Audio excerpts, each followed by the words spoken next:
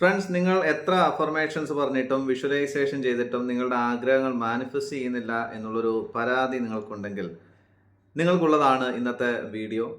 Friends, നമ്മൾ ആദ്യം മനസ്സിലാക്കേണ്ട ഒരു കാര്യം, നമ്മൾ വേർഡ്സുകൾ കൊണ്ട് നമ്മുടെ മനസ്സിലേക്ക് എന്താണോ നമുക്ക് വേണ്ടത് അതിനെക്കുറിച്ച് പറയാറുണ്ട്. അതിനെ നമ്മൾ അഫർമേഷൻസ് എന്ന് പറയുന്നു. ഈ നമ്മുടെ തോട്ട്സുകൾ കൊണ്ട്, ചിന്തകൾ കൊണ്ട് നമുക്ക് എന്താണോ വേണ്ടത് അത് നമ്മുടെ മനസ്സിനെ ബോധിപ്പിക്കുകയും ചെയ്യുന്നു. പക്ഷേ ഇവിടെ ഒരു കാര്യം നമ്മൾ ശ്രദ്ധിക്കേണ്ടതായിട്ടുണ്ട്. എന്താണെന്ന് വെച്ച് കഴിഞ്ഞാൽ, എന്ത് ഫീലിങ്സിലാണ് നമ്മൾ ഇത് പറയുന്നത് അല്ലെങ്കിൽ ചിന്തിക്കുന്നത്? ഏറ്റവും ഇമ്പോർട്ടൻ്റ് ആയിട്ടുള്ളൊരു കാര്യമാണത്. അതായത് നമ്മളിപ്പോൾ സമ്പത്ത് ആഗ്രഹിക്കുന്നു, സമ്പത്തിനെക്കുറിച്ച് ചിന്തിക്കുന്നു, സമ്പത്തിനെക്കുറിച്ചുള്ള അഫർമേഷൻസ് ഒക്കെ പറയുന്നു.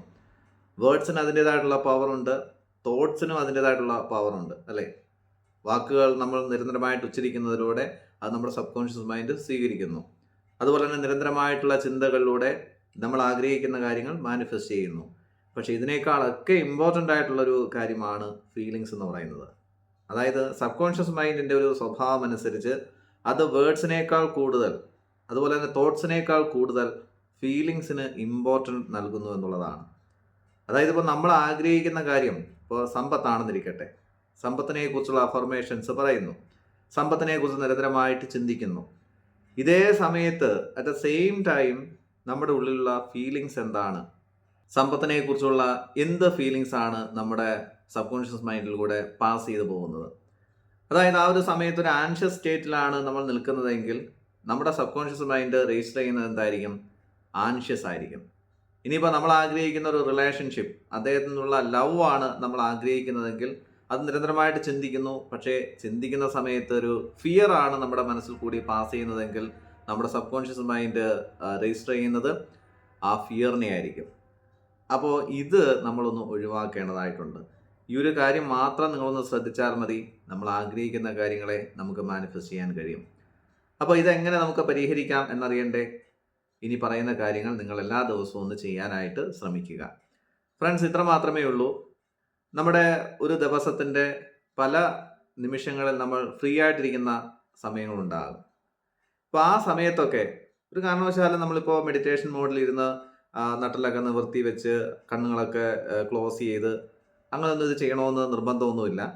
അങ്ങനെ ചെയ്യാൻ പറ്റുന്നുണ്ടെങ്കിൽ ഏറ്റവും നല്ലത്.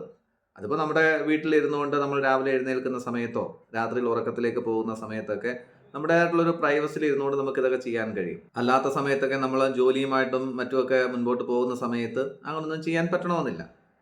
അപ്പോൾ വേറൊന്നും നിങ്ങൾ ചെയ്യേണ്ട ആവശ്യമില്ല. നിങ്ങൾക്കൊരു സോഫയിലേക്കോ അല്ലെങ്കിൽ ചെയറിലേക്കോ ഒന്ന് ഇരുന്നതിന് ശേഷം എന്താണോ വേണ്ടത് അതിനെക്കുറിച്ച് മനസ്സിനൊന്ന് ചിന്തിക്കാൻ ശ്രമിക്കുക. ആദ്യം തന്നെ ചിന്തകൾ വരട്ടെ, അതിന് തക്കതായിട്ടുള്ള അഫർമേഷൻസും നമ്മൾ പറയുക. ഇത് ചെയ്യുന്നതോടൊപ്പം തന്നെ ഇത് നമ്മുടെ ജീവിതത്തിൽ സംഭവിച്ചു കഴിഞ്ഞാൽ, ഇത് ട്രൂ ആയി കഴിഞ്ഞാൽ, നമ്മൾ ആഗ്രഹിക്കുന്ന ആ സമ്പത്ത് നമ്മളിലേക്ക് വന്നു കഴിഞ്ഞാൽ എന്തായിരിക്കും നമ്മൾക്ക് ഫീൽ ചെയ്യാൻ കഴിയുക? ഏതൊരവസ്ഥയിലൂടെ ആയിരിക്കും നമ്മൾ ആ സമയത്ത് മുൻപോട്ട് പോകുന്നത്? അത് നമുക്കൊന്ന് ഫീൽ ചെയ്യാൻ കഴിയുമല്ലോ. അപ്പോൾ എന്തായാലും ഒരു സന്തോഷകരമായിട്ടുള്ളൊരു അവസ്ഥയിൽ കൂടി തന്നെയായിരിക്കും നമ്മൾ പോകുന്നത്, അല്ലേ?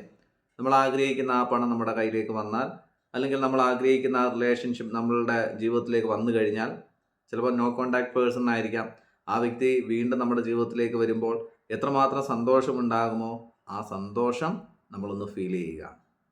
ഇവിടെയാണ് മാനിഫെസ്റ്റേഷൻ്റെ യഥാർത്ഥ കാരണം നിലനിൽക്കുന്നത്, ഫീലിങ്സ്. നമുക്ക് ആ ഒരു സന്തോഷം, ആ ഇമോഷൻ നമുക്ക് അനുഭവിക്കാൻ കഴിയുന്നുണ്ടെങ്കിൽ തീർച്ചയായിട്ടും നമ്മുടെ ആഗ്രഹങ്ങളെ അവിടെ മാനിഫെസ്റ്റ് ചെയ്യാൻ കഴിയും.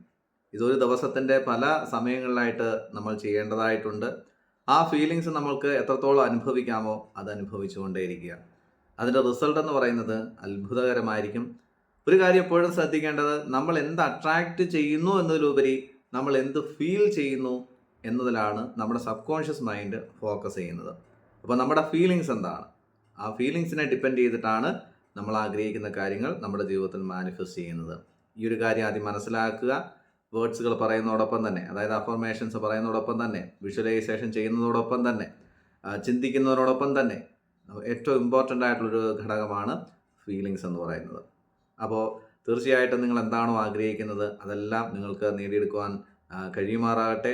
ഫ്രണ്ട്സ്, മാനിഫെസ്റ്റേഷൻ കോഴ്സ് നിങ്ങൾ അറ്റൻഡ് ചെയ്യുവാൻ ആഗ്രഹിക്കുന്നുണ്ടെങ്കിൽ 21 ഡേയ്സിലേക്കുള്ള ഓൺലൈൻ വർക്ക്ഷോപ്പുകൾ നമ്മൾ നടത്തുന്നുണ്ട്. തീർച്ചയായും താഴെ കാണുന്ന നമ്പറിൽ നിങ്ങൾക്ക് കോൺടാക്റ്റ് ചെയ്യാം. ആ ക്ലാസ്സുകളിൽ പങ്കെടുക്കാം. അത്ഭുതങ്ങൾ നിങ്ങളുടെ ജീവിതത്തിൽ നേടിയെടുക്കാം. Okay friends, thank you and God bless you all.